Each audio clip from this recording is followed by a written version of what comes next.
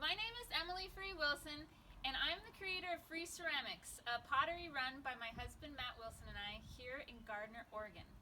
We also have started the Oregon Coast School of Art, and this is where we're going to be hosting classes and bringing people and kids and adults in for lots of different kinds of art classes. Right now we just have our pottery studio set up, and I want to give you a quick tour. This is the cafetorium. This is where we have some pots on display a little bit. Mostly it's hosting our packing station for our online sales that are on our website. And eventually this will be the space where we have lots of different kinds of art classes. These are some of our finished pots. We make a variety of forms, from cups and mugs and plates to trays and pie plates and vases. I love our fun, whimsical designs. I have a lot of fun challenging myself to keep them all different and funky and fun and simple and crazy and busy. And I'm excited to show you how we get to this point. All of these pieces right now are online, but we also sell at a number of galleries around the United States. It's really fun to see these pieces stacked up right now, waiting to find their new homes. Now that you know what our pottery looks like, let's see how we make it from start to finish. We're gonna start with my studio. It's at this far end. Next to me is where our employees work, and that's where a lot of the slab work is done and coloring.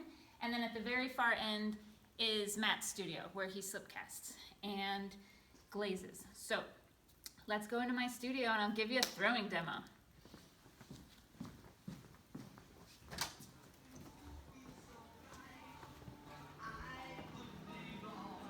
Welcome to my studio. This is where I throw pottery and decorate pots. We roll carts in and out at various stages. So once the bisque kiln is unloaded, those pots get rolled into here so that I can decorate them. I also have an awesome 1-year-old girl, and she hangs out with me in her playpen over there. We move it closer to me when she's here in the studio. Sometimes when I have an intern, my intern will hang out with me here in the studio and help with different projects that we've got going on. I do a lot of special orders and all kinds of different pieces. And like right now, I'm working on this is pretty fun. I'm working on this ornament for a friend. So I'm carving it out and I'm gonna pour plaster in it. So that's a little work in progress. I'm gonna give you guys a quick throwing demo. I've been throwing some medium bowls. They're like pasta bowls. And then a little bit later I'll show you guys some decorating. This is where I wedge clay, and we use mostly porcelain, like a mid-range porcelain. We fire it to cone 6. The cool thing about clay is that there's so much available. Low, medium, high fire, and throwing, hand building, slip casting. We do a little bit of all of those things here. And once we start teaching classes, it's gonna be a lot of fun. This is wedging the clay. It's prepping it so that I have an easier time throwing it. Gets all the air bubbles out of it.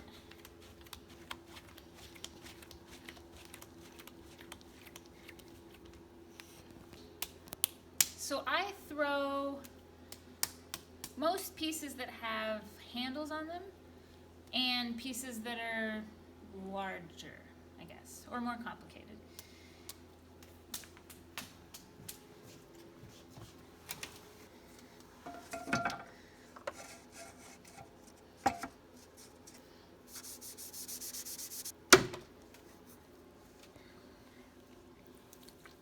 This is a little over 5 pounds of clay.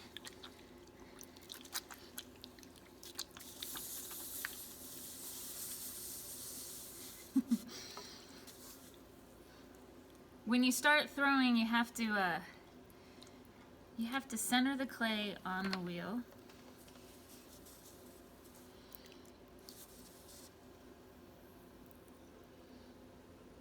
When I first started learning how to throw, the thing I had the hardest time with was the wedging part. There's so many different kinds of ways to wedge.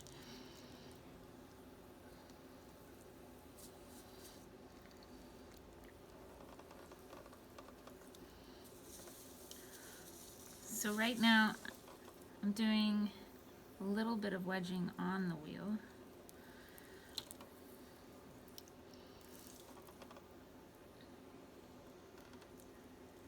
While I center it, helps get just any of those little bubbles out that I missed.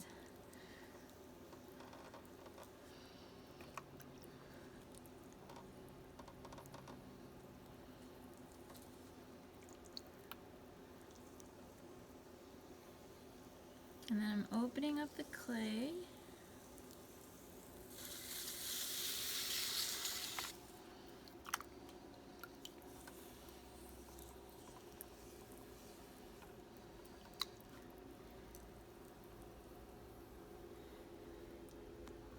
When you first start learning to throw,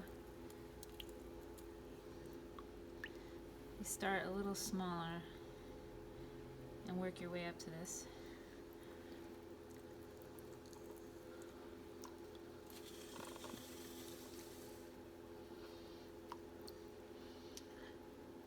So now I'm compressing the clay on the bat that I've put on the wheel. And this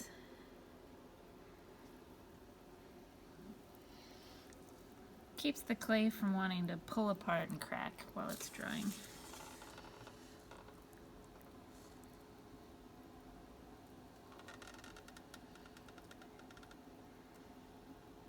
Bowls are one of the easiest things to throw and the hardest things to throw well. It's kind of funny.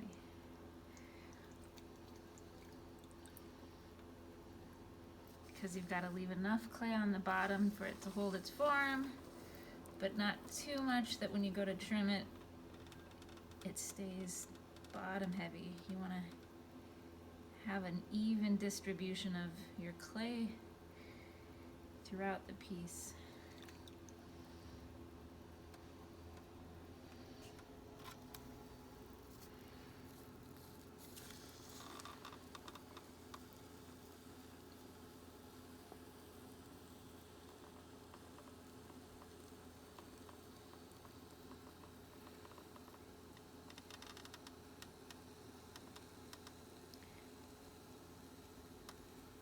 I like to use these ribs. It's a mud tool. Oh, they're so great.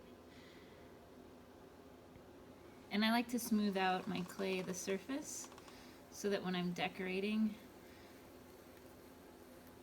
the tip of my needle doesn't get hung up on any of the texture left from my fingers. There can be a little bit of texture, but not too much.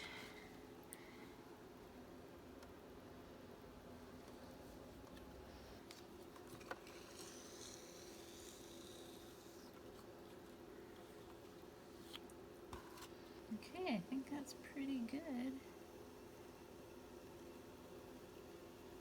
I use a little piece of plastic to finish off the lips of my pieces. Smooth it out.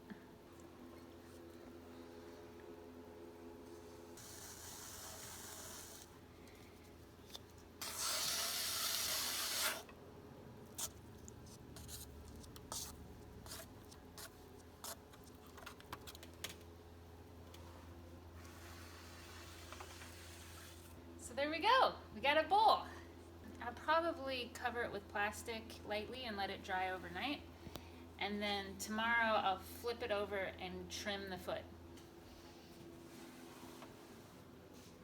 Now that we've seen how our pots are made, once they're completely bone dry, then we take them to our kiln room and fire them in the kilns. We have electric kilns, and let me give you a quick sneak peek of our kilns. Our kiln room isn't quite set up yet, so there's not a whole lot to see now, but I want you to be able to at least see our awesome scut kilns. Matt's gonna be in here to unload this kiln in just a few minutes so that I can show you how I decorate. Hey everybody, I'm Matt Wilson, and one of my jobs is loading and unloading kilns. This is a bisque kiln, which is a low fire kiln that we use to harden our pots so we can pick them up and use them to decorate without damaging them. So I'm going to take out a couple shelves here so we can get down to the next layer. And gotta go slow and easy because, as you would figure, everything in ceramics is fragile. Okay, so there's the next layer. Took off the shelves and you can see all the pots, and around the perimeter are the stilts that we use to hold up the last layer. And so I'll remove everything, and underneath this one is another layer like that, about 3 more. So we can probably fit about 90 pots in each kiln.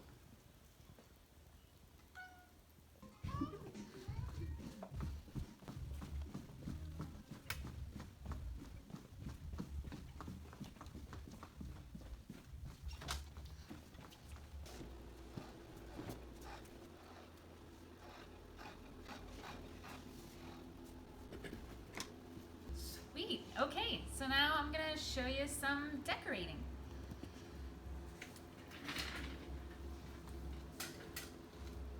So I do decorate sitting down sometimes, and then I also decorate standing up. So sometimes I pull a stool up and I stand while I'm decorating. I use a black underglaze in this little slip trailer.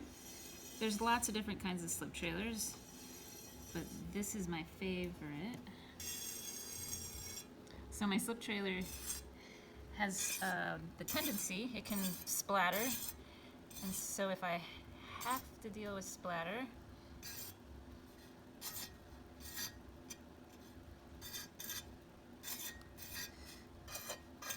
then I use a razor blade to clean it up later.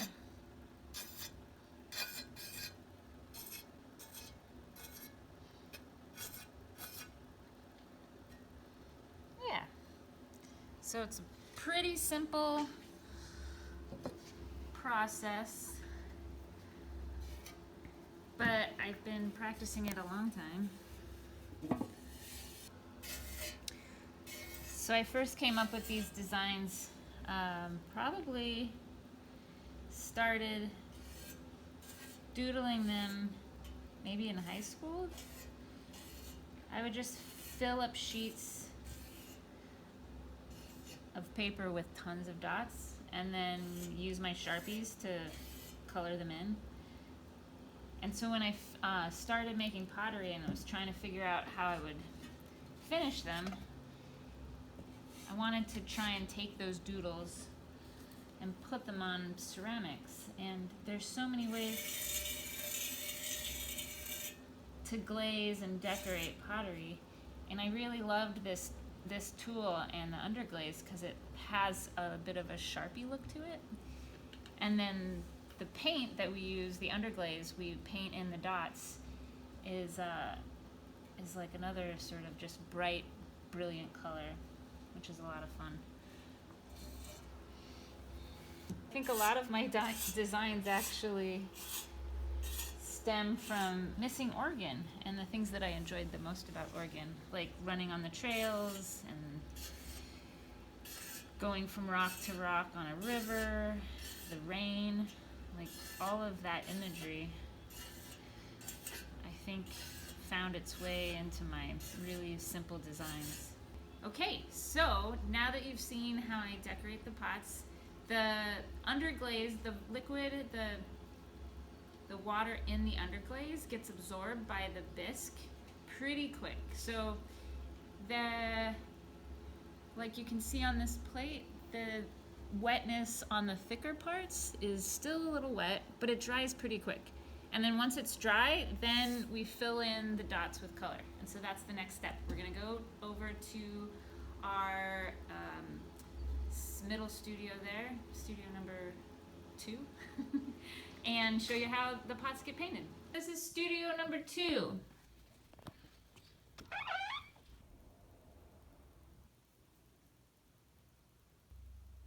Hey Sarai! Hey Emily!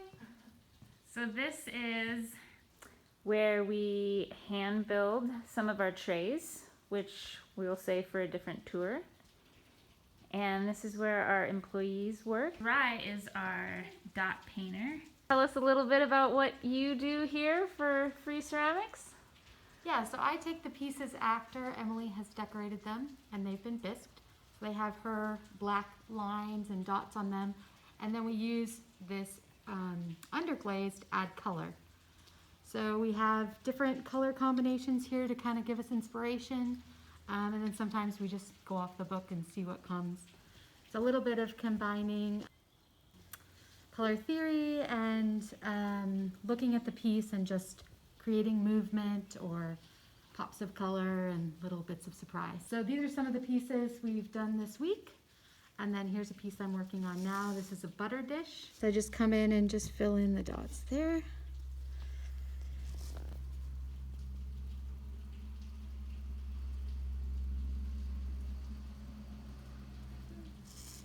Fill them in and then let them dry, and then you can add another layer. And most of them take 2 or 3 layers each, and then you just work your way through. Once all these pieces have color, then they're ready to be sent back to Matt, and then he'll put a clear glaze over them all that will make them food safe. Great! Hey, thanks Sarai for showing us around the studio. Absolutely, come by anytime. Okay, now we're gonna go into Matt's studio. He does a lot. He does all the slip casting and glazing and loading and unloading of kilns. And yeah, let's go check out what he's up to. Can you see what I'm saying? Look at my pain. You see them things. Hey Matt! Hi. What are you up to? I am trimming up pots that I made the other day in the plaster molds. Ah, cool. Yeah. Yeah, so I was just telling everybody that you slip cast a lot of our pots. What is slip casting? Slip casting is first of all making a mold of an object, something as simple as like a flat tray like this, or a base to a planter, and out of plaster using the original object to make it, and then once you have this basin, we use liquid clay, which it's not completely liquid, but it's kind of a heavy mud, and you're able to pour it in this and create pots that are uniform and of our original design.